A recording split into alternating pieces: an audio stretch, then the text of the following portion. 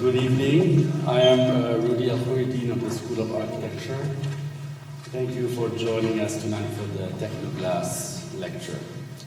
So I take the opportunity to thank our sponsor, Tecnoglass, whose generous support enables us to actually mount this ambitious lecture series with a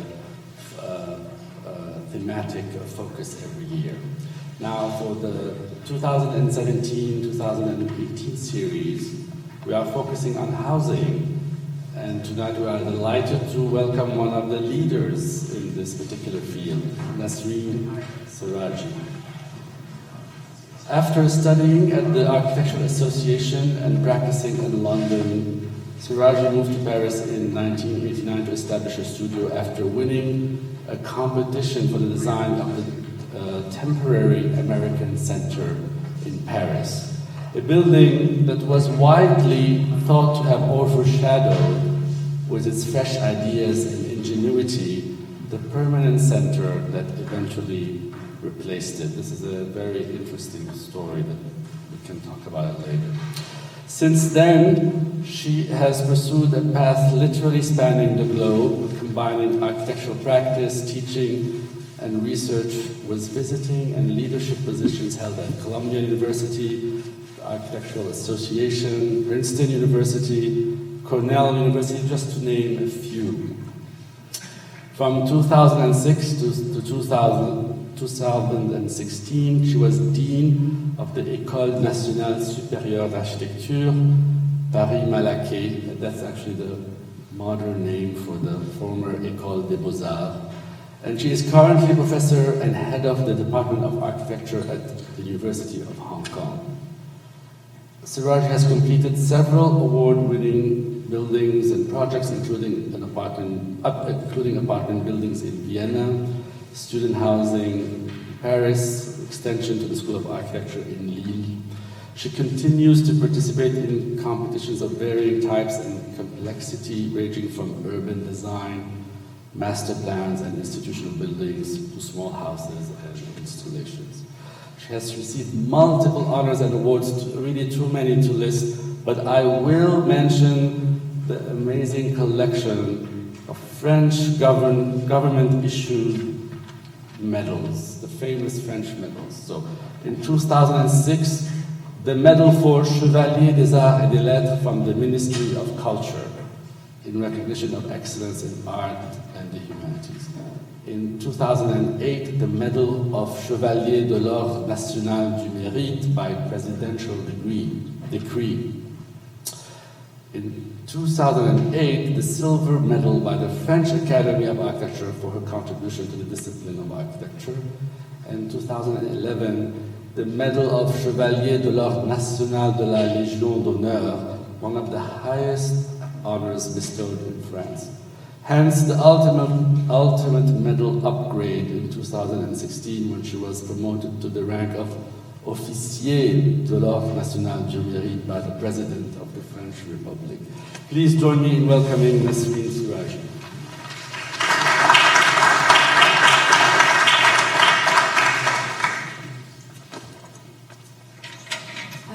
Thank you, Rodolphe. Thank you, everybody, for being here. It's rather exhausting, actually, to hear those medals, especially since I don't know if it was Churchill that said that you should never wear them all. Yeah, I would look like a Christmas tree. I think that I would prefer not to do that, especially in a climate that doesn't really warrant Christmas at this point, anyway. Thank you very much for inviting me to share with you something that I suppose I could say that I have given most of my sort of adult life to, and that is adult architecture life to, and that is housing. Now, when I sent the title of my lecture, I thought it's a little bit too long, but on the other hand, it sort of in the title, it actually tells you almost what I'm going to be talking about. And then I realized that I actually had made a mistake. It wasn't 650 housing units supported by 133 buses, but by 193 buses, because 133 buses were the ones that we were holding our housing scheme with, and not the full area. So housing is something that I've concentrated on in France, basically because of two reasons, which I hope that you will see through this project. And forgive me, but this is the first time in my life as both a lecturer but also as an architect that only I concentrate on one building, one lecture, which I have never done. So this is the first time I hope I'm going to do justice both to you being here, but also to the sort of the depth of what it means to do a project which takes 10 years of your life. So as I was saying, I chose, after winning this small, tiny building of the temporary American Center before Gary's larger building came to be in Paris, I chose to do something which was it was a sort of combination of chance and choice. Housing is probably in Europe something like about 78% to 82% of the urban mass of our cities. In France and in Paris specifically, the housing, but also social housing, is extremely sort of the bread and butter, if you like, of the architect. Somebody like Chipperfield said when I was a student, probably still at the AA, that one of the things that he was proud of was that he had never taken any jobs as an architect, which are the bread and butter jobs of architecture. And I thought about this idea a lot, and I thought that the bread and butter may be just you getting the fees out of this, but the bread and butter as the basic, the quotidien, or the everyday of everyday life in a city, but also this mass of substance that one builds in a city cannot but be something that is interesting to work with. Not maybe a lifetime, but at least for some time. So I do believe that that architecture is behind all the other fields that is dominated by it, whether it's science, technology, finance, economy, the social, the political, etc. But then architecture is extremely slow. Law and policy making are probably even slower. We can have this discussion maybe later on, depending on how much sea level rise you have around you here. That's why I really think that the question of the city will be more crucial to our architects' existence than architecture as form. The city can anticipate long before architecture arrives. It will be the most important agency if we are to change the gap of inequality. Now, I'm also hoping that perhaps tomorrow, as a sort of a follow-up of the discussions that we can have on smart cities, we can talk about these, how smart cities are perhaps becoming more and more unequal as opposed to equal. Now, so this sort of infatuation, but also this depth of looking at housing culminated in 2007 in an exhibition, in a huge exhibition that I was the commissaire, or the sort of the scientific leader for it, not the scenographer, in the Pavillon d'Arsenal in Paris, which up to that date, exactly 2007, was only exhibiting works of architecture that were related to Paris, the city itself. And from 2005, when I was commissioned to do this exhibition about housing, I negotiate, to go beyond housing in Paris and housing in France, but actually look at not only the history of housing, but how housing has formed our lives in Europe since collective housing had started to be the sort of the flavor of all of the European cities, especially the dense cities. So the book basically recounts the story of housing, but not the history of housing, as I'm not a historian, between 1906 and the idea of where the idea of garden city begins to really challenge the question of density, but also the question of pollution, also the question of economy, also the question of the cities versus the suburbia. And it begins with collective housing from 1906, and it goes to 2007 when the exhibition was supposed to be held. And it is punctuated constantly, the book is punctuated constantly by a series of not only events, but a series of things that are happening in the world around us, and why housing takes the form, the shape, and the capacity, and the plan, and the section, and what it becomes as a material.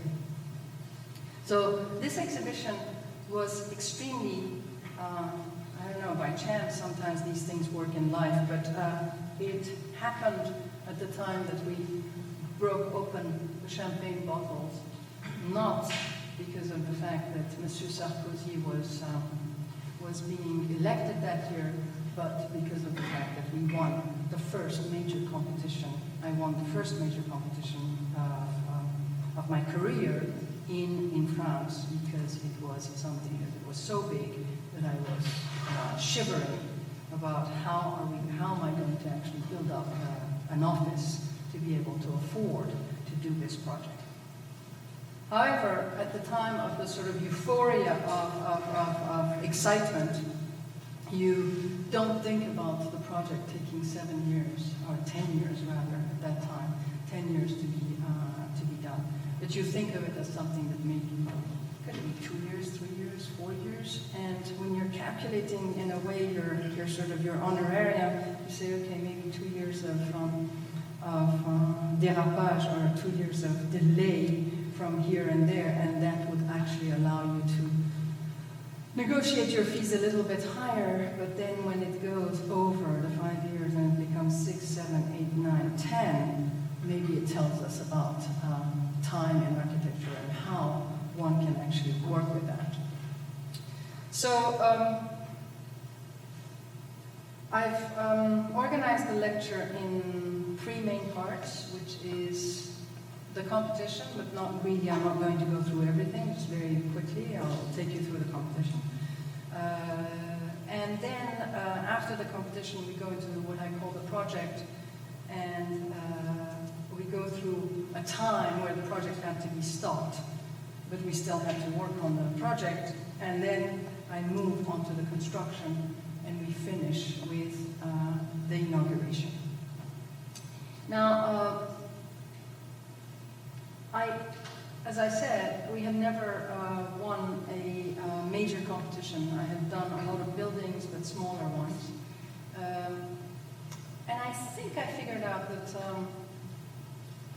that one of the reasons that we were not winning was because of the fact that we were doing too much, we were putting too much of our ideals into the project, into the competition.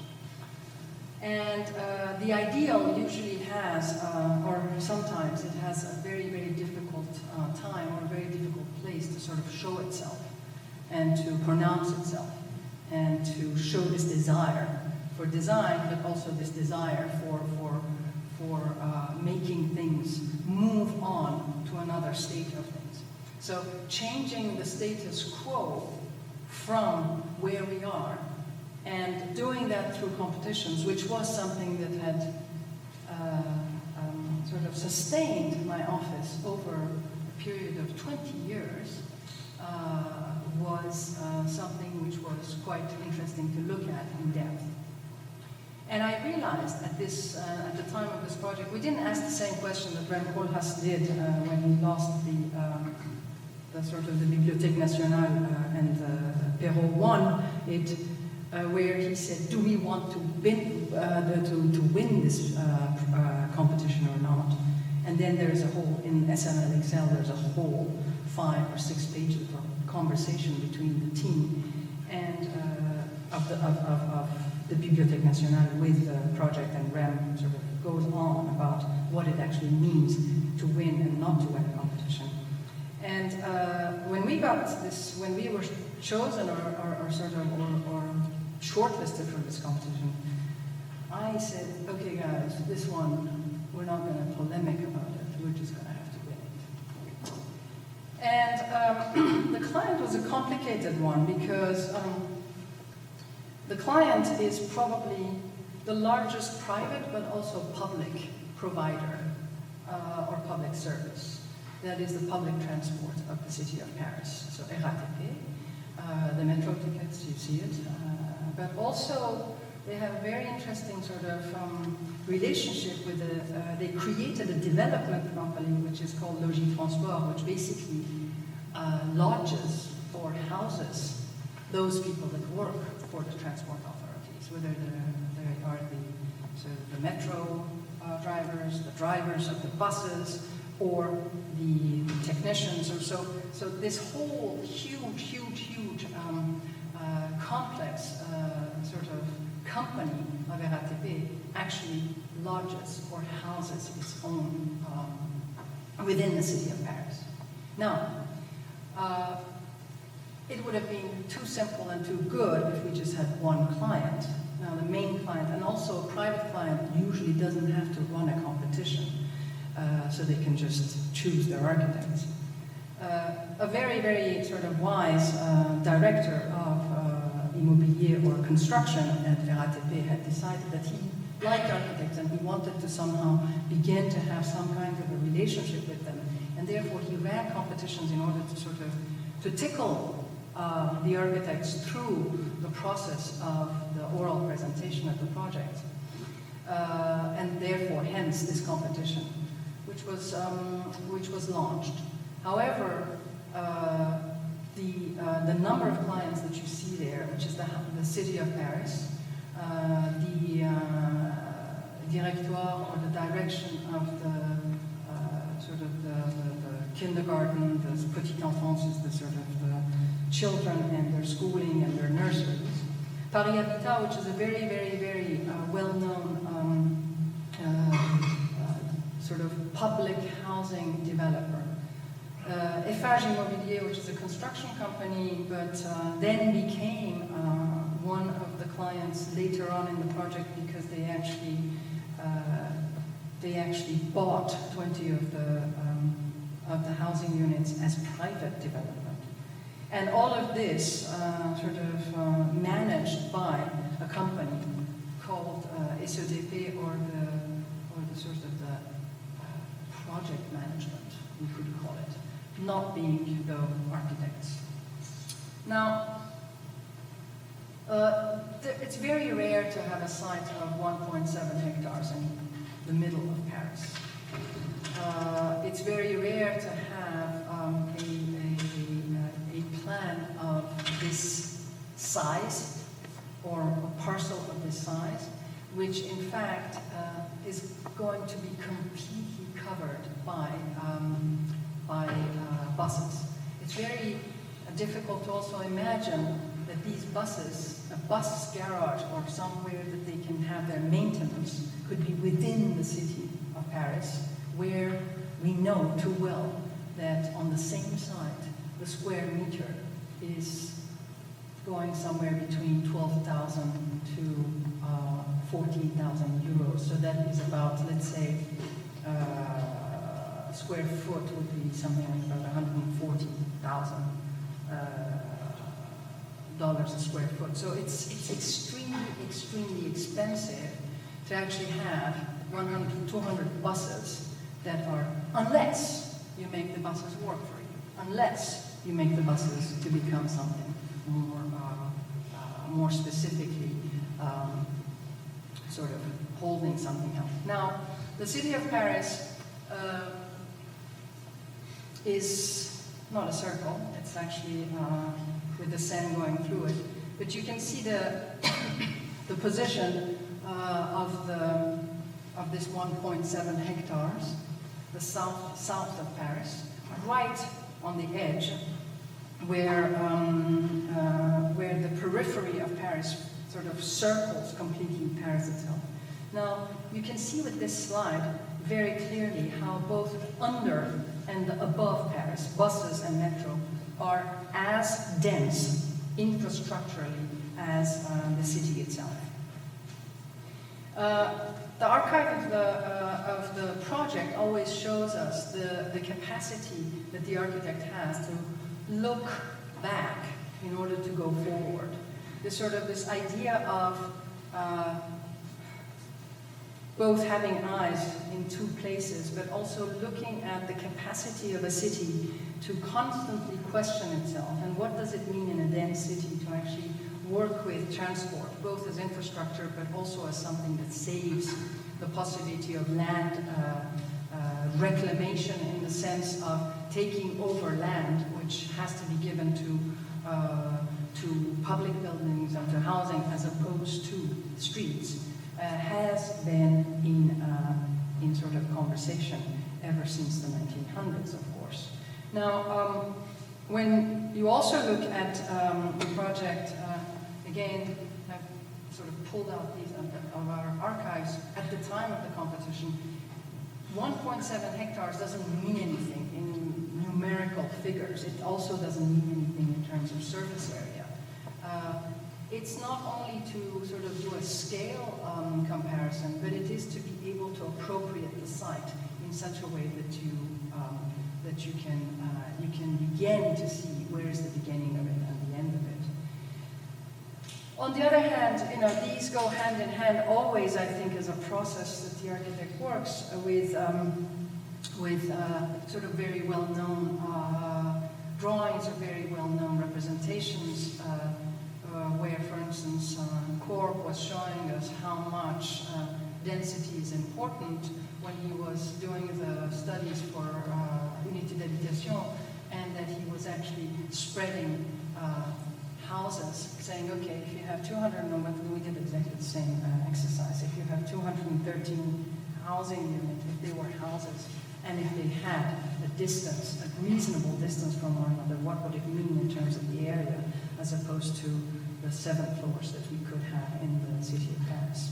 Now, the other thing which is quite important to look at is that the site was already extremely fragmented at the time of the competition. So the red parts, as you see, are the parts that are supposed to actually remain, and we're supposed to be working around it. And as you see, there are 3 sites, one in the center, that's ours, one on the left-hand side and on the right-hand side, which were to be given to other architects to be working. So the competition was actually for the center part and the right-hand side of the screen, whereas the left-hand side was something that the sort of the planning architects were promised when they had done the sort of the planning strategies for the site.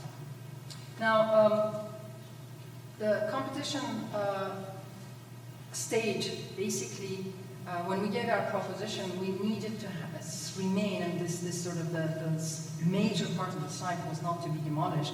So we had to work within the confines. Though the project of actually the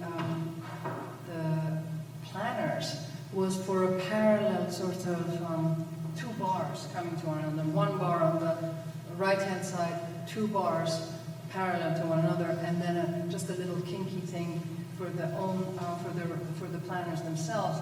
And we came very quickly into the sort of conclusion that it was absolutely impossible to have the conditions that we wanted to have for the units unless we were actually going to wrap this thing around itself and create an interiority within the block in order to create some kind of a neighborhood within the block itself.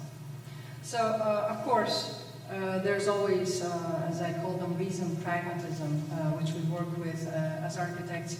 We try sometimes to be serious and show the client that we are that we actually know how we can work with not only light, but also work with the sort of the multiplication of the possibilities that the building has in order to turn it to be a very rational thing. I do think though that I'm a great believer of the fact that the plan is no longer, I mean, it has probably been the generator in the history of modernism for us, but I think that the plan has been crippled ever since modernism, and therefore, even though I love plans and I love the way that we actually work with geometry and it promises something that we don't know what it is going to be, I really do think that it has, the only capacity that it has is to show the promise of an organization. And it's also extremely diagrammatic. Whereas the section is really intentional and it is suggestive. Suggestive in the sense that it actually allows for us to see how these sort of superimpositions, but how the capacity of the building spatially can work. So as you can see, at the time of the competition, we had to, based on keeping the original sort of or the original area where the buses were arriving into, as also parking space, we had to keep that.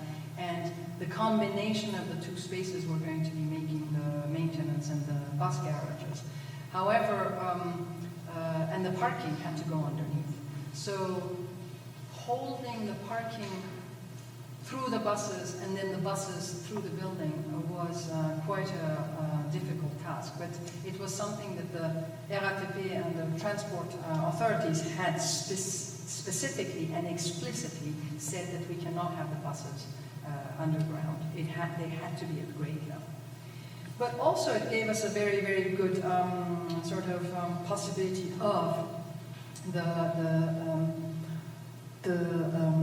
socle or the base of the housing to be something which was going to be an industrial sort of building still, to keep this idea of industry in the city and allow the bus sort of drivers, but also the maintenance people to have direct sunlight. And then above it was crowned the offices for RATP, and above that was the housing. So there were three levels, if you like, of buses and the offices of the headquarters of RATP, and then underneath there.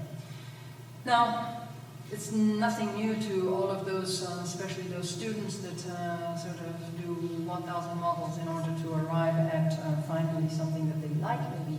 But it's something that is quite, I think it's quite important as a mode of representation, because it actually allows us to look at, to experiment with not only form, but also with the capacities that the space gives us in any project. Now, we decided with this competition to, right from the beginning, to actually record everything, to use books and dossiers to be able to really keep an archive, a live archive of this project, both through our archive, the architects, but also the consultants. Now, planning permission for projects like this are quite horrendous, especially in the city of Paris, since there are 20 concessioners or concessions that you have to sort of submit the planning to. And it's not that, of course, you pay printers to do that, but there is a certain sort of, there's a certain weirdness in the way that you want to control how and what goes to where, at what time. Now, we also had to hand this in within 2 months of the competition. So in December 2007, after just winning the competition in June 2007, and by October 2007, we actually had the financing from the city, from the district, but also from the state, and it was a go-ahead. Therefore, the planning permission had to be submitted before the 24th of December, and we literally submitted it on the 23rd of December. Now, then we thought that we were going to have some fun in the summer, and that we would actually begin to do all the detailed design. There was a call in June we had started to work on the project, and we had done a lot of sort of development studies, and the plans were going well, and the pricing was good, and we got a very, very important call that told us there's a very minor thing that has to be done, and it's basically that the bus maintenance and the parking cannot be on the second floor any longer, because the way that the buses are, we have changed totality on 190 buses that are going to be parked there. They are now going to be controlled through a centralized computer, which actually doesn't allow them to be parked on a level higher. Therefore, they have to all be at grade, they have to come down, and the cars have to go above them. So this thing of the buses above and there, and this had to happen that, and it was a very simple thing that we had to do, but this simple thing basically was not as simple as one would think that it is, because it actually created a huge set of consequences that we had to. So back to square one, and we actually then started to look at the project differently because everything was changed. Now, at that time, I begged to talk to the director of RATP, and I told them, you have to demolish these sort of existing structures that are behind, because it's not that they don't have a value, they do have a value of time, but they don't have a value of structure, and they don't have a value of economy, and we're in the middle of Paris, and we're not going to be able to finish this project in any way or form unless we begin to look at this very carefully and see whether we can't go a little bit higher, or at least have a little bit more space around us. So with another feasibility study, so we actually did a new feasibility study, not as the planners this time, but as the architects that were looking at the overall site, and we suggested that we demolish the buildings that were sitting there. They're not even buildings, they're just sheds basically, and that could save us a lot of capacity of housing, and actually increase the volume of the housing that we could do, not only just by height, but also by numbers. So, so by actually going further into the site, then we had the possibility of having much more of sort of an association, a garden, which would be, of course it's a roof garden, but it would be something that would also create a different microclimate in the area, but also give us the possibility of creating really a sort of a quarter or a district within itself, as we were talking about this 1.7 hectares that I was saying to you. I also think that it's extremely important at some point in the project always, and we've been doing this for, I think not forever, but at least from the time that we started to be a little bit more conscious about the projects, but you know, it's important to somehow be able to baptize the project in such a way that it actually says something about it, and it actually remains a reference for whoever is going to be working on a project, especially when it's such a span of time that it actually doesn't allow for everybody that comes into the project to have at least to have a sort of a month of being familiarized with it. Here you can see sort of an exercise that I do like drawings very much, and I think that drawings actually allow us to think of the way that we can describe things in a very different way. And I think that one of the issues that were quite important to us was to make something which is extremely complex in terms of its relationship to the ground, and how the distribution of the apartments happen, to show it to some of our metro and bus drivers in such a way that they actually have no problem understanding it, because it's something that they are very, very familiar with. So as soon as we gave them this diagram of how they actually arrive at different areas into the apartments, they were quite happy, but it was also something that gave us a possibility of clarifying how we were going to distribute the whole of this 200 200 apartments.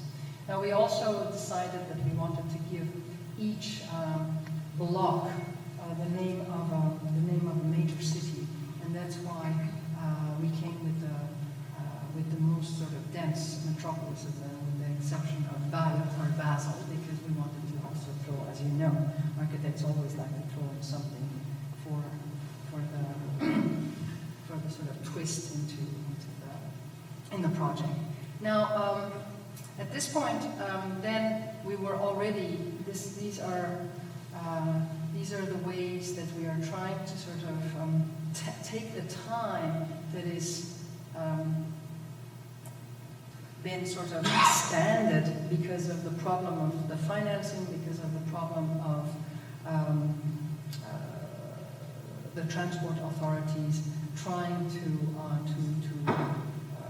convince everybody that this is a project that they need and that they have to move onto another site and then come back to it, because it wasn't supposed to be the case. And therefore this was taking about a good 2 years, and what we tried to do in that year and a half, 2 years, that they were deciding even what kind of contracts we were going to be going for, to make a book which would actually allow us to remember the sort of the different stages of this project. So the book in itself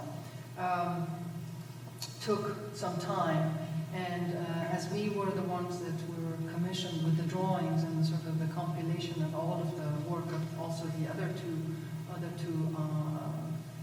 offices, we took great joy, but also pride, but also sort of time to not only draw our own project in a sort of a clear and very, very, very precise manner, but also to bring together drawings of the other architects and our friends to them. So these are all our own pages, but still, I mean, when I show it, I don't show the friends, but we had to sort of put the project that we're doing together.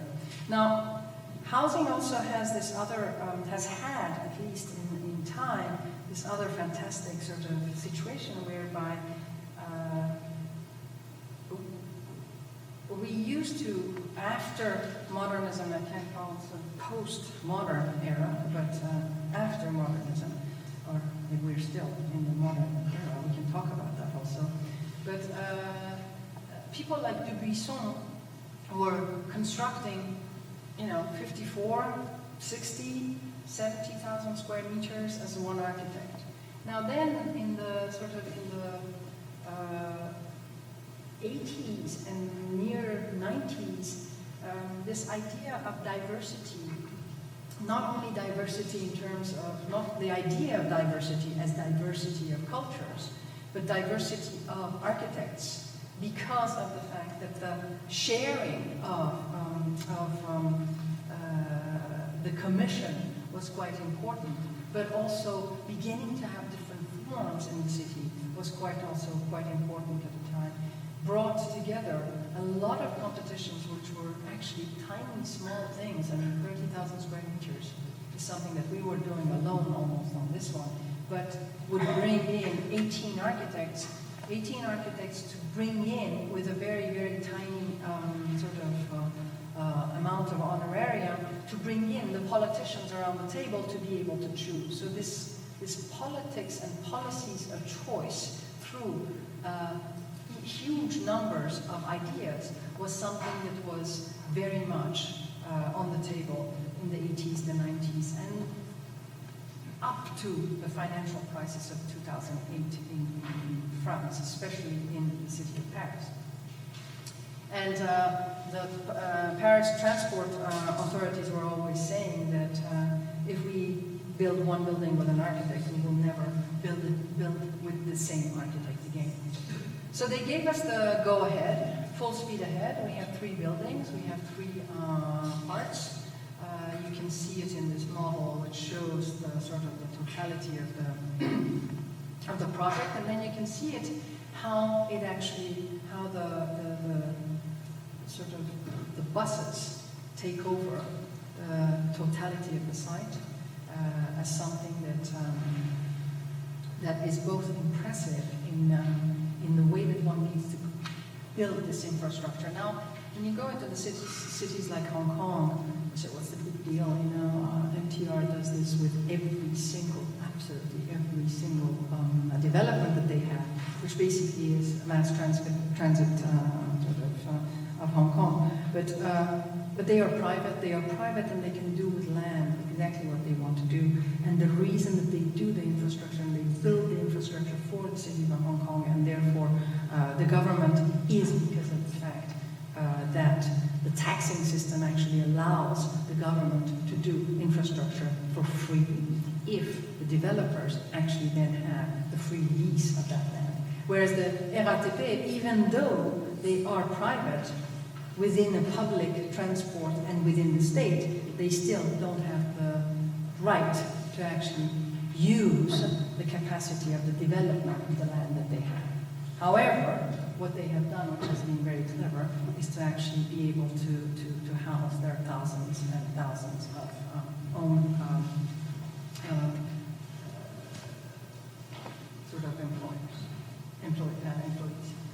So that's just to show the sort of the mass of the parking and the crèche, or the plan of the nursery or the kindergarten assigned it.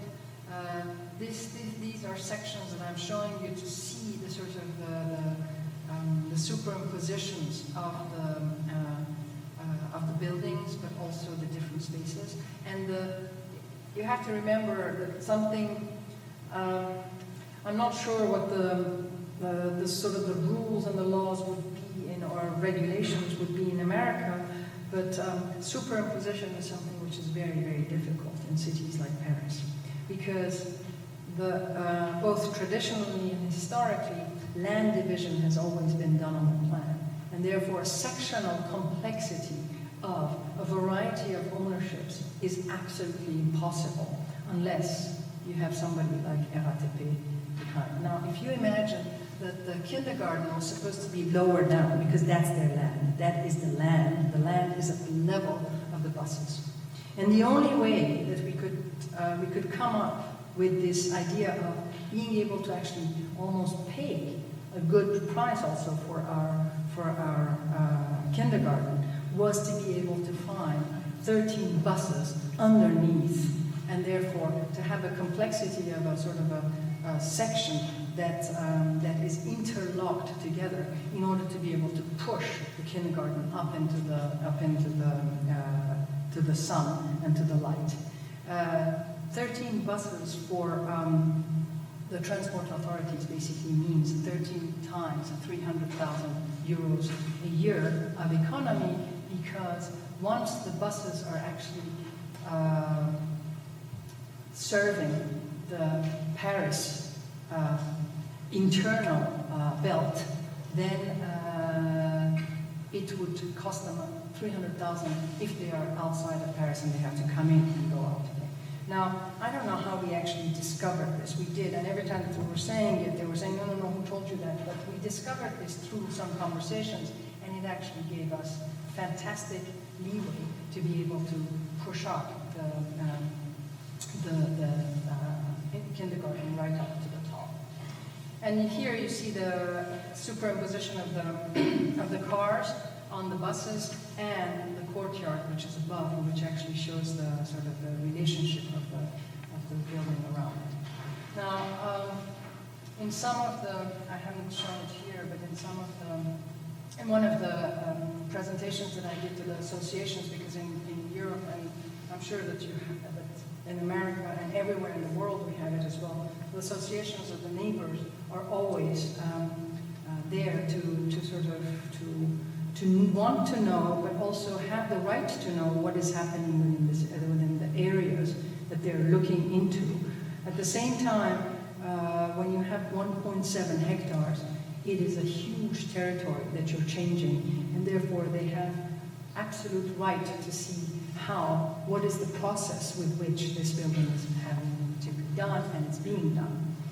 So, in order for the associations of the neighboring sort of living quarters around the project. To understand this, we had to put in there an Airbus 322, which basically everybody understands what the size of it is. It's about 40 meters across, both as a perfect square. Now for the architecture schools, of course, I could put probably the dome of the Pantheon because it's exactly the same size. And as you can see, the units are extremely rational. We have at least one, if not two, terraces for each of them, and otherwise they are at 75% sort of cross-ventilated apartments, which actually allows the apartments to be seen more as a sort of a house in the collective sense, as opposed to, or a house in the sky in a way. So, you can see the facades had many reiterations. I'm not going to go into that because it's time consuming, but also the facades were supposed to be all in ceramics. And finally, we went for increasing the number of the windows and the size of the windows and the size of the doors, as opposed to the facade as something that was going to be much thicker. You can see it here on the inside of the courtyard, and also the way that the facade actually works with the sort of the articulation of the balconies and the loggias, as opposed to the fenestrations and as opposed to the form of the windows or anything else. Now, we also had to work with the landscape that connects three buildings to one another, which is just being planted right now. Right now, I don't know right now because it's been very, very cold this winter in Paris. Even though they started planting, but they had a lot of snow, so it's been very difficult. But I think this summer we're going to see finally the sort of the vision of the landscape connecting the three buildings together.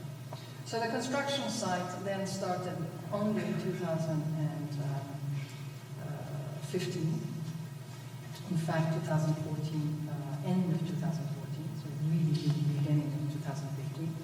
And I'm going to go through this extremely quickly because I want to have a little bit of time, both in terms of our discussion, but also in terms of how you see that this time has been crucial to the way that we have been working with the project. Now, you can, through these pictures, you can really see the sort of the scale of the project, both raw, but also the very, very poor, at the same time, extremely heavy sort of construction systems. At the same time, if I compare it, for instance, to what happens in terms of concrete or building in Hong Kong, it's extremely refined. Refined in the sense that of course, France is known as the country of concrete, but not every housing project is, in fact, sort of the airport of Charles de Gaulle. So it's very difficult when you come to housing to, in fact, have the quality of concrete that you can. Even in the sort of in the specs. The way that you write the specs for concrete is very different when it's in housing as opposed to in public buildings. However, thanks to a very good young both engineer architect that I had that came and worked with me for about 3 years before he moved to Washington last year, he did manage to actually control the quality of both our sort of columns, but also the finishes, because we were not going to finish these with any kind of paint or any kind of, they were going to remain as bare-faced concrete. So you can see the sort of the size of the walls. You can see that these are, for instance, some prefabricated panels that were coming and being hoisted up on site. You can see them here with their windows. Now the windows serve a very, very specific thing because they're both where the lighting happens, but also it lightens again the concrete that we're having as the wall. You can see this on top of the parking, so you can see the sort of the large spans that we have. I always say that the parking can become finally sort of an archivist's dream because they can archive 2 floors above ground, so there's never a problem of sort of climate control with it. But you can also see different layers that the project, a complex project like this takes. Now, what I had done is that I had asked for a photographer to begin to photograph all of the site. So I wanted the sort of the archive of the project to include both the construction site and also the sort of the financing. Three different photographers with very, very different ways of looking at the building, which also gives you the possibility as the architect to look at your own building and have a sort of a critical distance with it.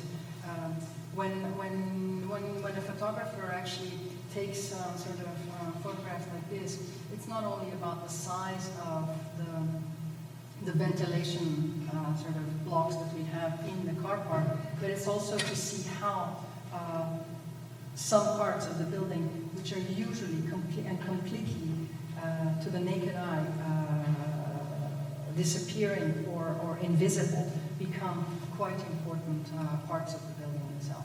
So you can imagine, you can appreciate the complexity of the project being in center of Paris with a construction that had to be less than 3 years. It was 2 years and more than actually 6 months, but less than 3 years.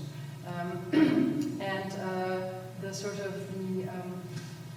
the thicknesses that come into the project as we go along, and how slowly the project is sort of wrapped up. So you have the bare concrete, you have the external insulation, which is no longer possible to do it. Concrete, the fair-faced concrete has always been something that has been sort of a favorite of a lot of architects ever since Unité d'Habitation, but it's no longer possible to do it if you want to have a good sort of quality of durability with the buildings, and therefore the insulation, which in effect and in fact is also another way of dealing with the businesses of the new businesses of the way that you actually go into a homogeneity of facades and the way that architecture is beginning to sort of to assemble itself is quite also both an alarming but also an interesting sort of way of looking at the way that we're building these days. Now you can see the sort of you'll see why this structure is important later on, and how you can also make those spaces that probably have no significance to anybody except someone that is sort of driving his bicycle up 3 floors into Paris would actually want to have a facade or an area where they could park their bikes right into the open area, almost on the 3rd floor of the building. So the courtyard, as you see it, the trials of the different paints, the panels and the prefabricated concrete panels going out, because a lot of the work had to be prefabricated because of the speed with which it had to go on. And also sort of the state of the bricolage that different parts of the building actually create because of constraints. But how the architect comes into that idea of bricolage and how you actually allow yourself to control the bricolage for it not to become simple collage is quite important. And so from the point of construction onwards, then we go into the infrastructure of the building, finished infrastructure. The fair-faced concrete remains. However, the buses are housed, and you can see the scale of arrival into the building in itself is quite impressive, and how it begins to show itself as something that is not merely another garage. Now, one of the things that was extremely important for us, or for me at least, as somebody who has been teaching forever, was to actually make the contractor to believe that it was important for the remisage of the garage and the maintenance area to actually be looked at as a piece of architecture, as opposed to a piece of sort of basement, even though it is under the. So the sort of hours and endless discussions that one takes in order to be able actually not to control things, but to allow them to be somehow different in terms of the everyday life of the bus drivers and the workers in the maintenance center was quite important for us. Which also creates a sort of a degree of control in the sort of the graphics, but also in the order that one has in the building. Now, the social housing, as you remember, this wall of concrete that was being hoisted up, and the 16-meter sort of height going up the wall with its windows. And this is the major thoroughfare from the boulevard to the back, to the end of the sort of the parcel. And this is another, again, a space of, we have to have 300 square meters for 213 housing units, 300 square meters of bicycle parking. The city of Paris is now aggressively going toward this sort of reducing of the carbon emission. So that's from the view of once you've parked your bicycle. That's the views that actually take you from what I call the courtyard of the metropolitan cities into your apartments. You can see the differences between the two photographers, how one actually works with the planes and the surfaces as something of a sort of a two-dimensional thing, and the other one which works with the depth of the spaces. But also how the project in itself tries to have very, very sort of specific areas of cinematographic sort of sequences, whether they are from the entrance halls onto the main courtyard, or even the seating areas for the main entrances, to the sheds, to the balconies, and to the depth that you have over and across the units in the city of Paris. Now, the material, the facing material is very simple. It's corrugated steel. This corrugated steel is in three forms of corrugation, in three sort of waves of corrugation, in order to create variety in the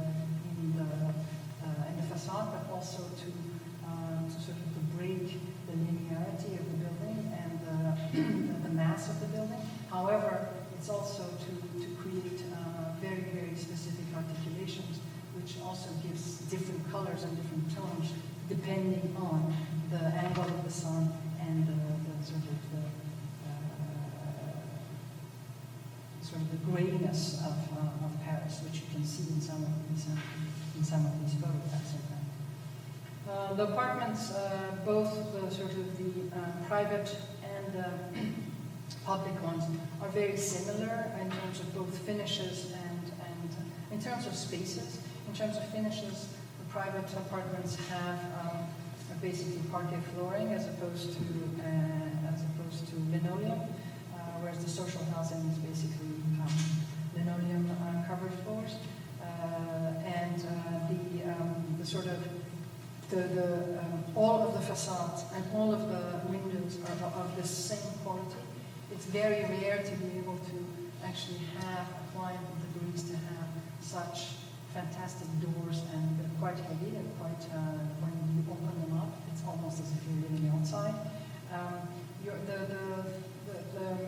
The balconies are quite generous in terms of their widths in order to be able to at least have sort of dinner or breakfast or something in the balconies. And we have also the larger apartments. They also have some duplexes which actually are both on one side they're north, on one side they're east, and sometimes they even have balconies and terraces on the other side. And the life of the sort of this bringing up of the floor, of the ground of the city onto the top third floor, not being just a slab, but almost with the ramp through the ground coming up, it actually creates a very, very sort of appeased space in the middle there, and the kids can play without any cars. I mean, even it's basically for the fire brigade to be able to arrive there. You can see this, and it here's back in sort of a good springy summer sort of crisp sun. As I was saying, the staircases are very, very different from one another, at least in terms of their colors, in terms of their depths, in terms of the way that their lighting happens, and in terms of the way that they open into the different apartments, whether there are 5, whether there are 7, whether there are 10, or even 3 in some cases. This goes on, and we have sort of this third level of the city also serves as, of course, of delivery for the various apartments. Another sort of shot of the second photographer that actually likes, again, as I said, to show the building in much more of a graphic manner than the first one, which uses it as some way of showing the sort of the depth of the landscape around it in Paris. This is one of the sort of examples of the way that he actually tries to show the depth of the site. Now, in the nursery or the kindergarten, it was extremely important to see how we could actually create a system whereby both the parents in those areas that they were allowed to arrive at and the children could have their sort of the autonomy of their movements in their spaces, and for the children to begin to recognize that this is their place. For instance, the way that we looked at all the details of their changing quarters, how they could, and sort of the staff having the larger ones, the smaller ones for the kids, and the way that we were actually giving them both a loggia playground as opposed to a real open playground, which is on the other side of the building. So arrival into sort of a double cross circulation, which takes you on one side to the director's quarters, and on the other side it takes you to the showers and the sort of changing rooms of the staff. The enfilade of all of the rooms of the children with being punctuated with a sort of a play room by 2 sides where they can sleep, because there are different ages, and when they're sleeping they shouldn't, when they're playing they shouldn't really bother the ones that are sleeping, but also this enfilade in order to show the sort of the depth of the kindergarten and its sort of endless space in a way. The playroom inside for the children, and the acoustic sort of panels in order to calm the screams of the children down for the other kids that are in the other rooms. But also sort of, they were supposed to have a place where it's only 25 centimeters of water that they're allowed to have, but also we wanted to give them a real sort of swimming pool right to the top, to the ceiling, so almost even if they could even flood the place to the top, they could could sort of float in it and swim in it. The external wall of the playground and the sort of kindergarten, which is in an L shape, which you saw probably in the plans earlier on, is facing the garden of some other housing on the other side, but only they're really the depth of the 2 floors down. So this wall is all going to be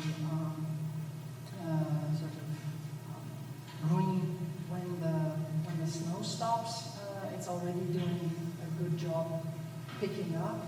And you can see from the inside where the playroom of the children is and their changing rooms, how it relates to the outside. So with the crèche, we managed to actually work with ceramics, which are inlaid into the concrete, and in the evening it actually creates a sort of a small sort of L-shaped garden for the children, because at 3:30 in the afternoon in the middle of the winter, actually this is what you had thought. Now, the inauguration of the building was on the 17th or 16th of November of this year. The press, of course, was quite frustrated because of the fact that it was a very, very interesting inauguration for us and for the politicians, because something of the sort, 213 units of housing, all the buses, 400 student housing, 100 private housing, is something that the city of Paris has in their mind as huge sort of possibilities that allows for the city to relive its sort of past glory of the relationship that it has had with housing people in the city. Now, what is quite amazing is when the politicians actually appropriate the project more than in 25 minutes, more than you have as an architect in 10 years. Now, what happened in that decade? The financial crisis happened. Neighborhoods were demolished. France has had 3 presidents. America has had 3 presidents. WikiLeaks happened. Paris has had 2 mayors. We got the signature of Delanoë on the planning permission, and it was inaugurated by his right-hand deputy at the time, Annie Hidalgo. China has become power 1A, maybe not 2 anymore. Climate change is really bothering a lot of us. We're looking at the nuclear in a very, very different way, and the production of electricity and the use of fossil fuels in a very different way after the Tohoku and the tsunami. And as architects, what have we done? 42 projects, 35 architects have worked on it, 10 years we have negotiated, and we have basically gone through a decade of production. I think that what I really wanted to do with this project for you was to show that the sort of time in architecture and how it actually allows for architecture to reflect upon its own. How as architects we actually have this both advantage, privilege, but also possibility of being able to look at the way that we scratch, perhaps, sort of the surface and the skin of Earth. Thank you very much.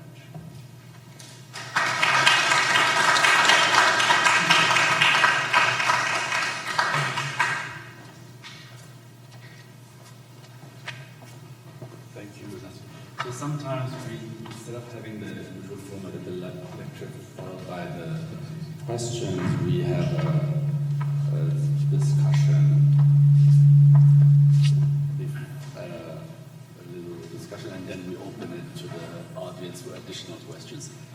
So please, I'm going to invite also John Stewart, who is joining us from FIU, our sister school in the city. Thank you. And Happy to be here. You want to go in the middle? Sure. Yeah. Bring some water.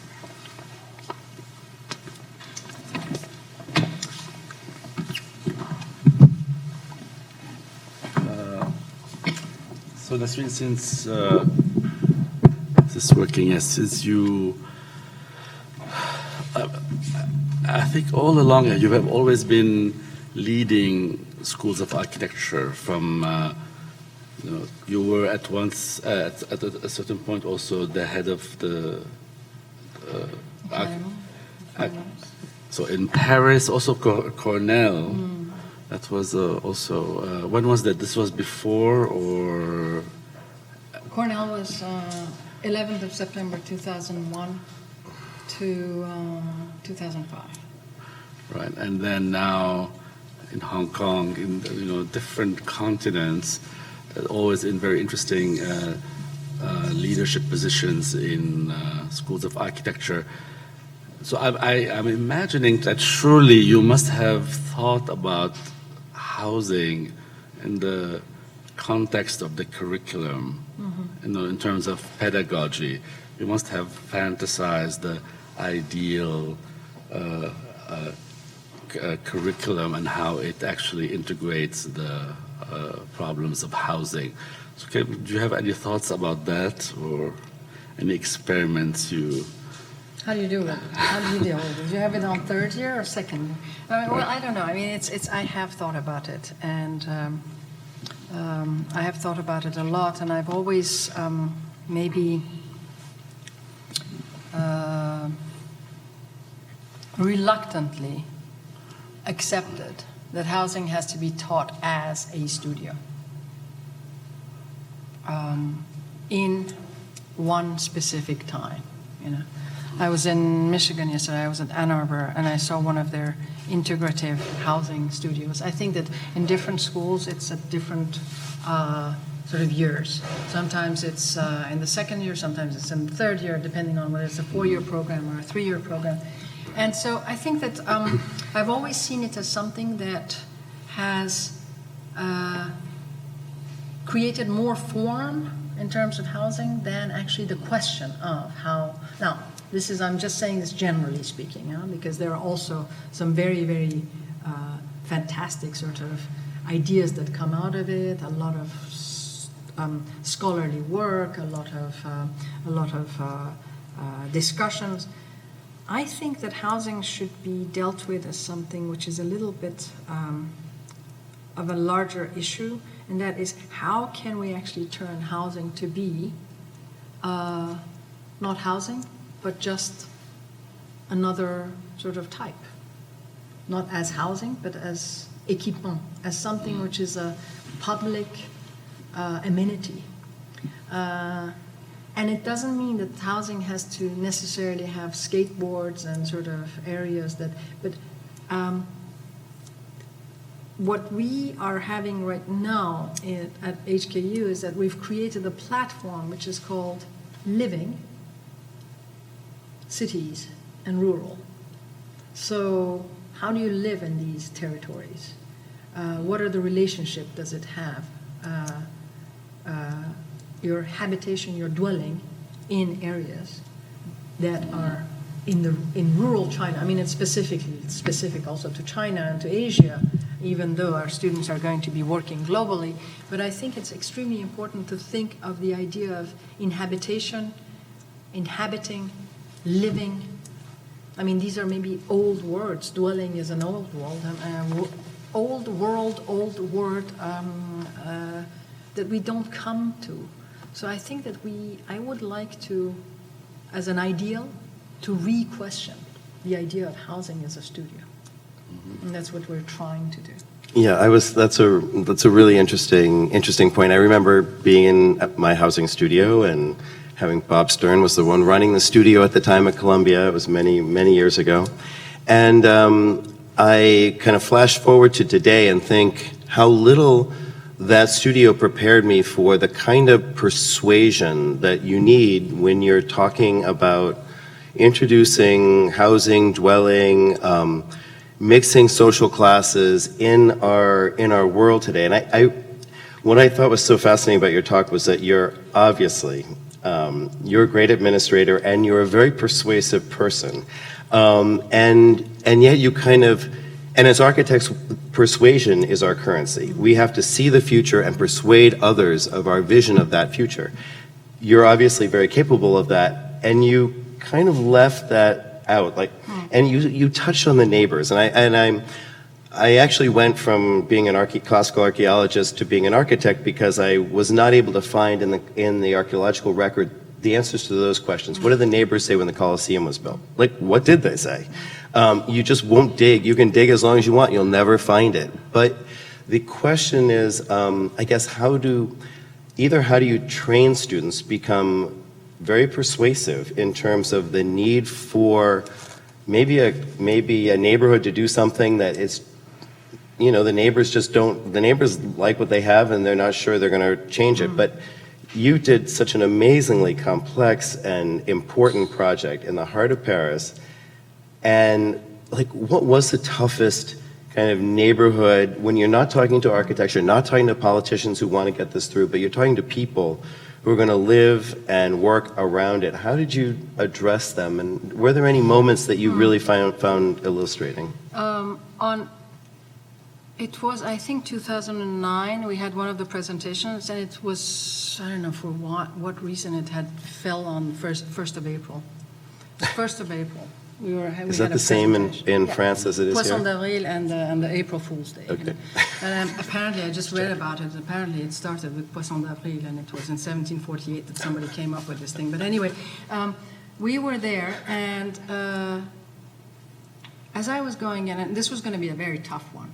And it was a tough one because everybody was there. It was a room that was, it was almost worse than being in a lecture given by either Herzog and de Meuron or Rem Koolhaas. It was the whole of the quartier was there, the district, you know. And they were holding it at 8 in the evening, so everybody could come. And as we were going in, the client called and they said, we're going to present it, because if we put the architects on, they're going to shred you to bits and pieces, you know. And I said, no, just give us 3 minutes, and then you say whatever you want to say. But just give us 3 minutes. And there's a very good fish restaurant in the 14th arrondissement of Paris. Very good fish restaurant. Everybody knows it. And they have a very, very good, what is a bar? It's a white fish. It's a huge sort of sea bass? Sorry, yeah. It's a sea bass, yeah. And they have a very famous sea bass. Take it off too. Hold it. Okay. They have a very, very famous sea bass, and I had a photograph of this, and I put it on the first slide of the presentation. And when we arrived there, just before the slide, and I said, we are doing everything we can to keep the 14th arrondissement as a place that everybody really loves because of the fact that it has this idea of the district about it. We were lucky also because it's a district of teachers and faculty members. You know, it's a very sort of illustrious sort of population. And when this came up, every single person in that room knew where this sea bass was coming from. So I think that I'm not sure that we can teach these things. I mean, I don't think that I have been taught this at the EA too, but it is a relationship when you are, I think what we teach most of us is a passion for architecture and a passion for the same way that we are curious to make those things that we are proposing to create curiosity in the minds of others, because it's very difficult to talk to somebody with a plan or a section. It just doesn't make sense. You thought that, and you were right, that as soon as they knew that you knew the district and the region, that area, that they trusted you. At least And so you had an advantage. it would allow sort of an entry into their minds, not their hearts maybe, but their minds, Yeah, because I really think building trust in our visions is the cornerstone to being successful as an architect, and how you do that is obviously something you learn in the field and you learn as an administrator. But how would you, how do you teach that? What comes through very clearly in your presentation is the complexity of the arena that you are operating in terms of, different agencies and constituencies. And so I'm wondering, does that mean that actually the project had to evolve and change, adapting to those different needs and perspectives, or did you come in with a strong vision, and then that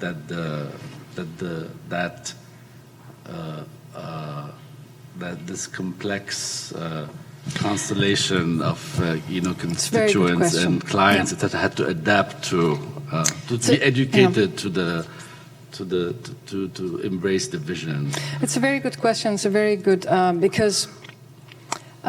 As I said at the beginning of the talk, or I was writing it up, is that I learned through all these years that keep the vision to yourself.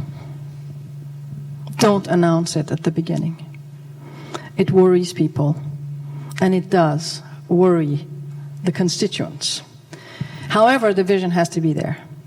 It cannot be too explicit. It has to be implicitly there, but it has to be there. So, one of the things that was right from the beginning, very essential to me, was how to connect the whole of this ground floor, which is a boulevard, and it's very noisy, up to a level which actually becomes quite serene. And the kids can play there without having to go down to the boulevard. So, or how we would actually make that much of density in a place that would allow for another life to still happen. So the vision was there, but as I said again at the beginning, is that projects and competitions are becoming more and more. Those competitions win that show some kind of capability of change. However, that capability of change, depending on whether I'm doing it or whether it's Herzog and Dummer, is going to be a very different thing. So I think that we have created in our profession, we have created a class system in a way. So I have to be more careful with the explicitness of the strength that I want to bring in. And I think when you go in with a strong idea, every time that I've gone with a very strong idea and I've shown it, it has not gone all the way. Every time that I've gone in with a strong idea and I've kept it to myself, it's just gone in like a letter into the letterbox. Can I ask you something, a follow-up on that? Or? Yeah. Because I was wondering, it kind of crossed my mind, and maybe it did some of you in the audience, whether gender played a role in like how you approach this, and showing the slide of all the decision makers that you dealt with. I mean, many of them were women, and all the guys who got in like deep doo-doo during the 10 years that you were doing it. Like, did your gender play any role in how you communicate, or how you kind of navigated some of the complexities of even the competition itself? It's a very difficult sort of question. It's a great question. It's a difficult question because when you are a woman doing this, you don't think about it like that. I did realize it when I put the picture at the end and seeing that now director of RATP is a woman. The mayor is a woman, and she's a very strong one. Now, whether I agree with all the things she's doing to the city of Paris or not, that's a different question. That maybe we can talk about tomorrow in terms of the smart cities idea, because what she's bringing in is very much down that line. But it's, I don't know. I really don't know. But I do think that one of the things that has been always with me as the character that I am is that the project is before everything else. So that can really happen. I mean, does it matter whether it's a man or a woman? I don't know. But this project has had a lot of women behind it. She wasn't there because she was in hospital, but the sort of the major, the PDG, or the director general of the Housing Association for RATP is actually a very, very sort of strong woman that has been in development of housing for a long time. Now, it's also, you can also say that it's the old cliche of the Kinderküche, you know, so the three Ks and the Kirche, so the church, the house, or and the child. So I don't know, but housing has been something that a lot of actually architect friends have given up on, because it is, as I said, it has become this idea of the bread and butter. But then I have always pride myself to think of housing as something that is a public amenity, and it's not necessarily just about domesticity, you know. So now, also since you have practiced and taught in such different cultures, places, geographies, I'm also wondering if you have any thoughts about the differences in terms of your experience, in terms of how housing is approached in those different contexts. it is. It's again, it's the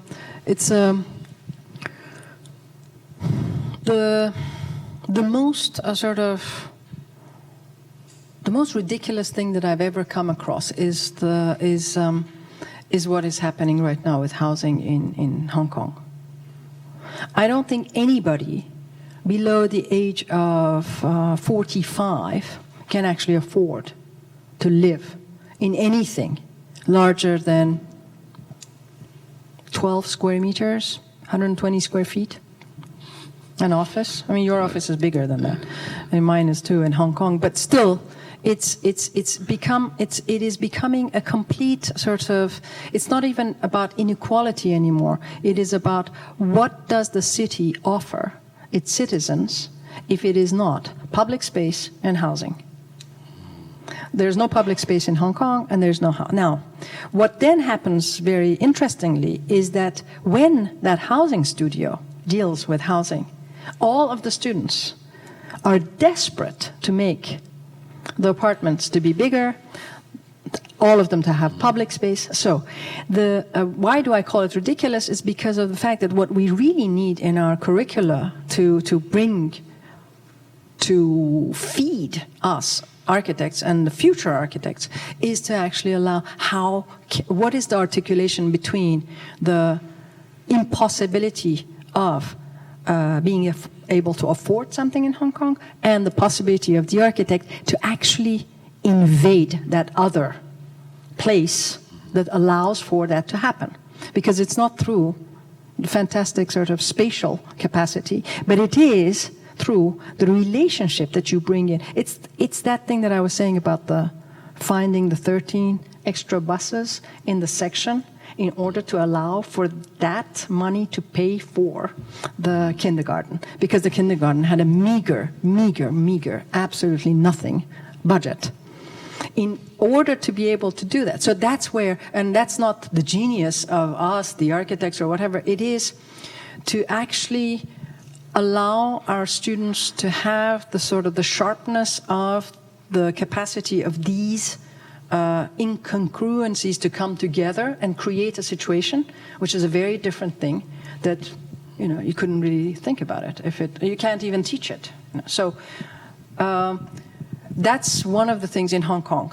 in France, it's a very different situation. In America, again, it's a very different situation. I mean, I remember when I was at Cornell, the most important issues that we had on campus were the student housing. Now, I was just going around before the lecture, and it would be very interesting to see, for instance, in your university, what is the percentage of housing that you have on the ground in the campus as opposed to public buildings? And how is that actually working? How many studios are dealing with that? How do the students... so I think that these questions are in housing, the question of the way we live, the question of climate, the question of whether in Bangkok you have all of the apartments have a shower which is outside. Now, a shower outside, in Florida it would make sense. In New York it would be complete aberration. In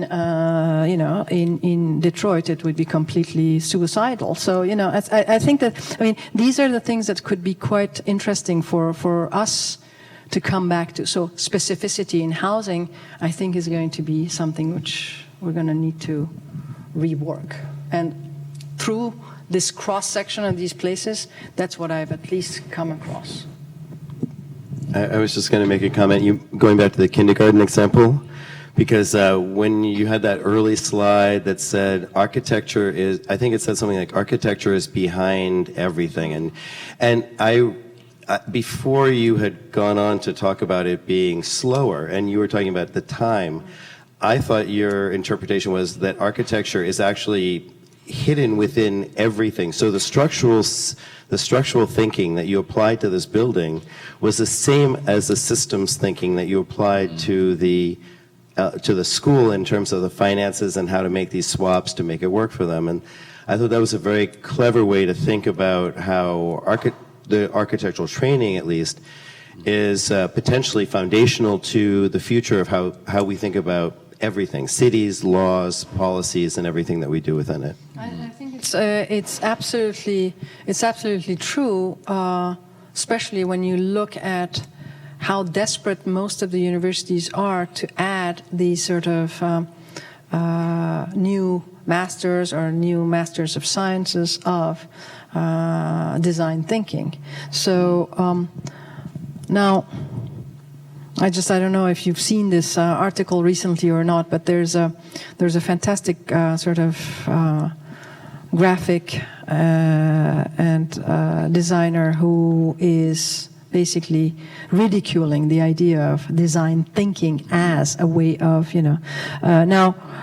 What is very interesting is for us to say that it's very difficult. We're in an architecture school, so it's okay to say it here, but it's very difficult in any other areas to actually say that this is something that education has been dealing with for at least 100 years. But as soon as you say that, the constituency that is around architecture says, but that's what architects always say. They've always done everything before everybody else. So I think I think that we need to change that. It has to be a paradigm shift. That's why I don't have a problem saying architecture is behind everything. It's not a demagogical thing to say, but I think it is dominated by everything. Therefore, being dominated puts you actually in the situation where you can resist a lot of things. Because, I know that I have never had a problem of domination because of the fact that, I've been a sort of an immigrant for many, many years, From the age of 17, I was thrown out of my own country. So being dominated by other cultures actually makes you very strong, because all of a sudden you become this sponge that takes a lot of things in, and actually it allows you to look at variety of situations in their specific sort of demands that they have. So I think it is good for architecture that it has always been dominated, and now consciously to actually allow for itself to be dominated. But not consciously. When I say consciously, it doesn't mean that it's laissez-faire, but consciously to be aware of it and see how and where it can begin to move into which cracks. See, now I know how you got your project approved. your strategy. So maybe you should take some questions from the audience.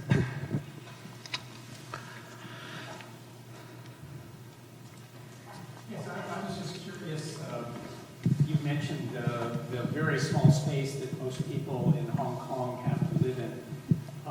How do you think that is impacting the quality of life for people that are living there? You know, I think it's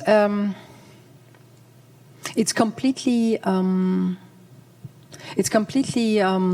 sort of erasing a kind of situation that we all think that we have in a domestic sort of space, whereby when you have an apartment, imagine an apartment, and these are the subdivided living apartments, which is illegal, but it's legal. It's illegal in the sense that there's not supposed to be, but then nobody goes and knocks and says, you know, you're illegal renting this. So imagine a 9 square meter, or sometimes 6 square meters, 60 square feet, being lived in by 5 people. So the way that the sort of the superimposition. Now, Hong Kong is a city of superimpositions. Everything is superimposed. Everything. Hong Kong, but also other Asian cities. It's not sort of proper to Hong Kong. Tokyo is a superimposed city. You know, Bangkok is even more. However, Hong Kong has a very, very sort of specific thing about it. Is that this, when it happens in housing, you have the kitchen or the washing over the toilet next to the bed next to the computer. So this creates, yes, we can talk about it as a sort of a super density. At the same time, it creates a culture of non-resistance. They resist because they have to, but it becomes a culture of non-resistance. So I think that, for instance, the umbrella movement was a very interesting thing that happened, coming from the youth. The students going onto the streets and sort of basically Occupy Central was something that was unheard of in that part of the world. However, that same generation has impossibility of being away from the house until the age of 40, 45, you know. And this is no exaggeration, unless you live very far out. So your day, so the complete sort of operation of a human being changes.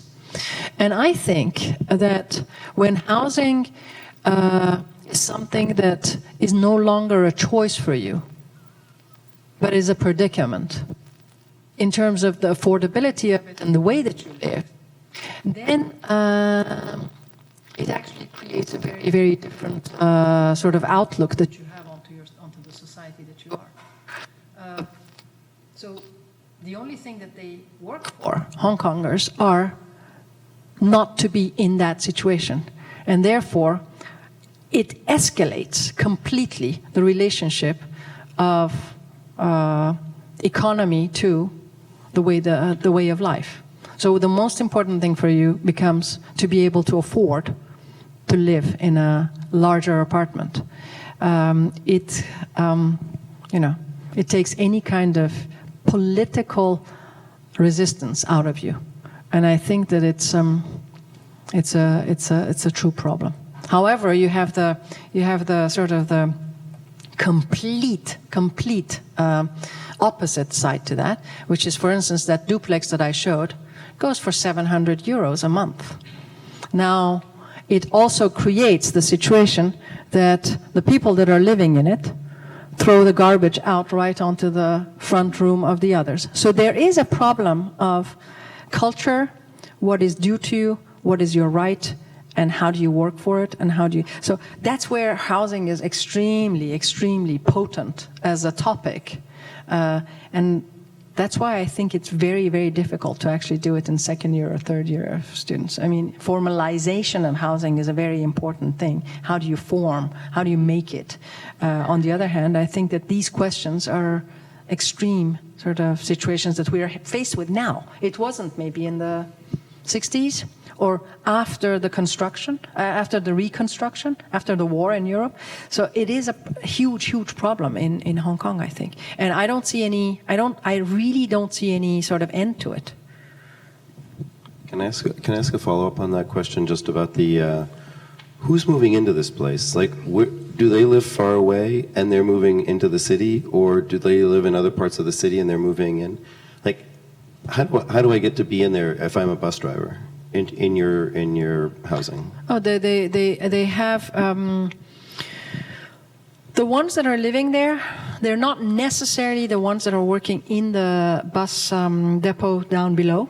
Some of them are, but around the sort of the periphery, the internal periphery of Paris, you wouldn't be living there and then working outside of Paris, because it just doesn't make sense. So what they have also done is that the localization of some of these people to be the closest to work, and so to reduce the time of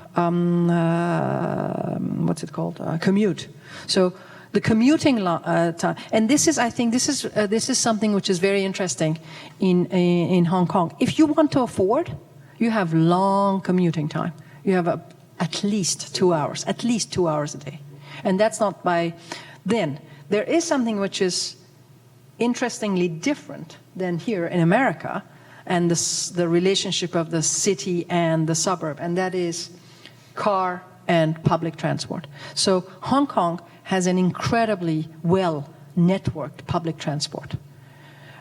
When it's not the metro, when it's not the buses, they're the minibuses, so it actually is extremely well connected. So that 2 hours is really distance. It's not just 2 hours of traffic jam. It's 2 hours of distance. So, which is also very different. I mean, it's also very important in terms of the relationship that you have with the city. And what happens in those cities? What do we do in the city anymore? There's another question. The question I have is, given the situation that you described in Tokyo, and I would expand that to many, many places around the world, I mean, isn't that first a symptom, I mean, the disappearance of public space, and isn't that related to some extent to the rise of, let's call them at least, authoritarian governments that in part prefer the lack of public space to exercise their power?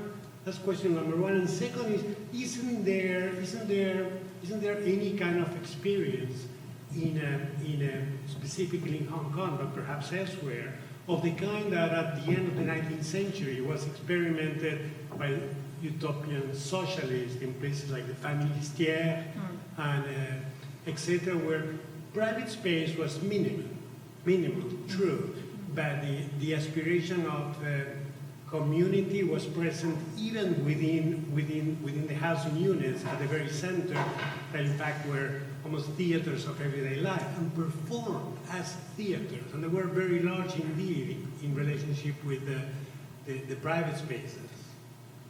I mean, that kind of, I mean, we can also speak about, early 20th century Russian experiments where public space, the ratio between public space and private space within housing projects was an example perhaps of a different alternative for housing as the one that you described today. Yeah, it's a very. But the famille Listière, I think, is the most radical example. The famille Listière is the most radical example. You're absolutely right, and I think it's a very potent question in terms of how do we deal with the public and the public realm and the public space when we all are in a society of individuality.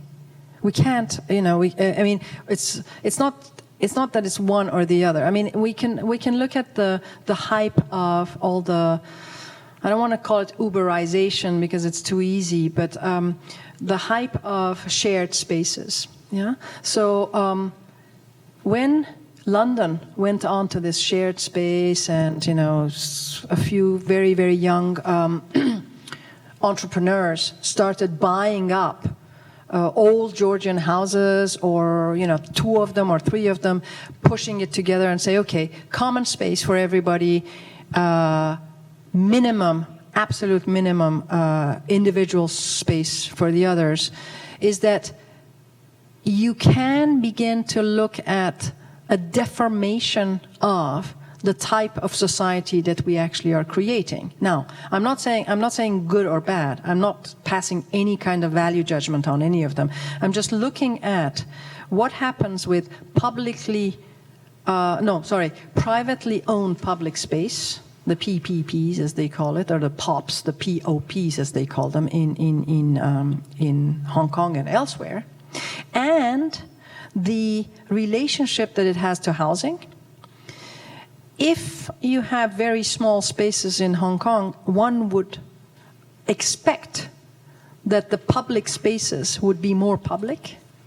But then when the public spaces are owned by Swire and the kinds, then it's not a problem of it being owned by private companies, but it is owned by who controls them.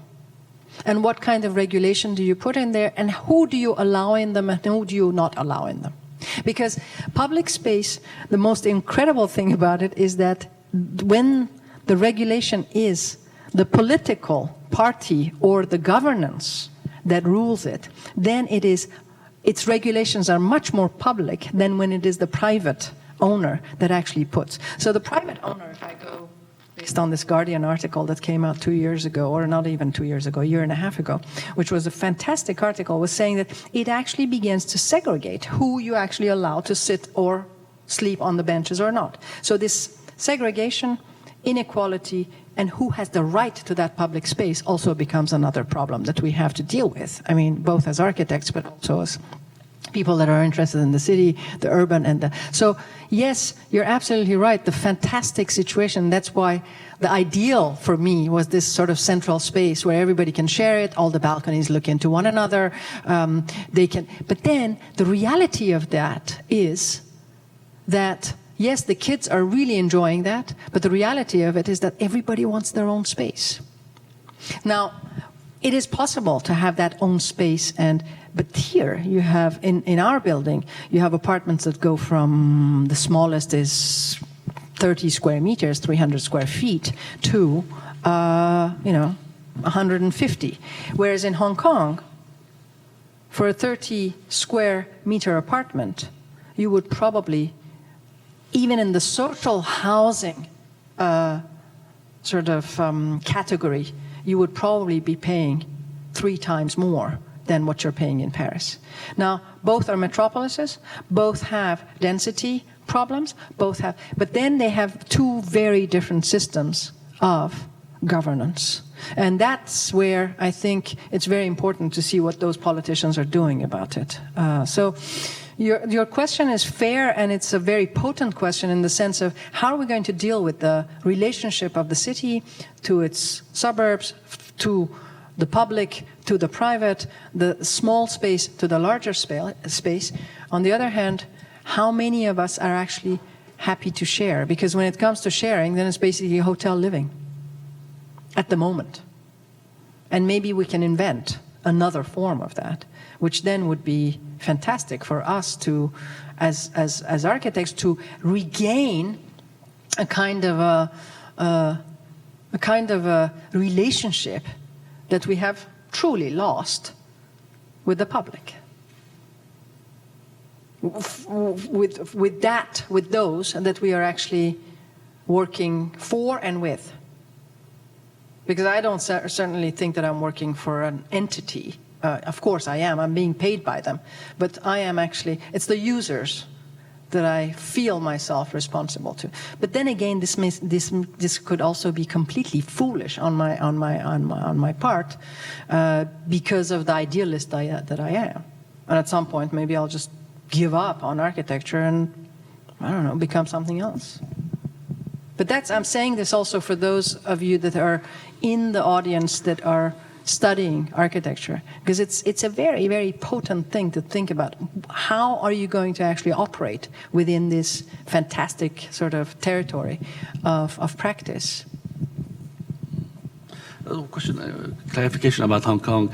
In the U.S. now, the POPs actually have to abide by the regulatory systems that are developed for public spaces. So the law that regulates public spaces is also applicable in privately owned spaces. Is that the same situation in Hong Kong, or? Well, the problem is that there are certain regulations and laws that that they have to abide with, but I'm just talking about the sort of not the danger, but the sort of the limit to which it can go, because it's not a system whereby the developer in Hong Kong bids. The higher bidder gets that space, that gets that land. Let's take in Paris, the reason that you can still have social housing in Paris is because of the fact that even if you have a high bidder, developer, high bidder, you still have to satisfy the 30%, depending on the government, depending on the mayor, whether it's a socialist or the right. Actually, the right government has always been more active in public housing than the socialists have been. But there's a certain percentage that you need to. So the land that you get, which you pay very little for, which is basically subsidized land, actually. So I don't know how much of that is actually true when it comes to public space. And I haven't looked into it, but when I look at the space of IFC, a shopping mall, or a Pacific Place, another shopping mall, or with the exception of thoroughfares, the whole of the area can be completely shut down if the owner decides to. But then there are things at stake, so they don't. So to what extent they can go by sort of shutting out the public to it? Are they allowed to shut? Well, they could shut it down. They did at the when the central. Oh, during the. Yeah. I see. Interesting. No, because this is an interesting question, because I wonder if that distinction between the private and the public realm is still useful, because we have all of these hybrid conditions. And there was this very interesting book by one of your faculty, actually former faculty at Hong Kong. It's called The City Without Ground. Oh, Jonathan Solomon, yeah. yes. Which really was a very fascinating argument about the mutation of the public realm, beyond the category, the conventional categories. So I wonder how you feel about those. I think I think it's I would say that Hong Kong is not a city without grounds. Hong Kong is a city with multiple grounds. One to start with, because it has many grounds. Hong Kong. Now, without ground, meaning the ground. I think Jonathan's basically talking about without ground being the street, being the public, being the sort of the realm. He's the arguing public realm. against the notion that there is a primary ground, right? Yes. I think there is no primary ground in Hong Kong, really, because of the topography, because of the geography, in fact, not because of the fact that there's no datum. There is a datum that's at sea level. So, but if we go beyond that, then I think that what is very interesting in terms of the situation in what is public realm and what is. The problem is not so much that it is public or private, and private always allows the public to go through it. Is that when the private decides to close one part of it, then the public has no say in it anymore. So, underneath the HSBC Bank, it has always been seen as that area that the Filipino maids actually have. They're sitting all of Sunday. For the sake of public art, half of that is closed, with a piece on the ground which is sort of closed off from anybody being able to sit. Therefore, you can only occupy half of the sort of the ground of HSBC. Now, that is called tolerated, the fact that the Philippine maids are anywhere in Hong Kong on a Sunday. However, the reason that they did this was because of the fact that they wanted to be able to not allow Central to happen again, which was taking over of the complete ground of the HSBC right underneath it. Now, Haussmann did it. The Baron did it in a very, I mean, it's always been the prefect has always wanted to save his city just in case there's a sitting. So what did he do? He did the boulevard. So the question is, again, fantastic because it actually takes us back to how do we allow for this security that the governance needs to happen without it taking away from the demand, but also the expression of the public as something that has the right to the full ground of the city, whether it's on the datum or it's above. So it's a great, could be a great, another book. What's interesting is how you highlighted the imbrication of how the issues of housing are intertwined with also the issues of regarding public space. I think this is a very important theme to explore further. Okay, well, thank you very much. Thank you very much. Thank you.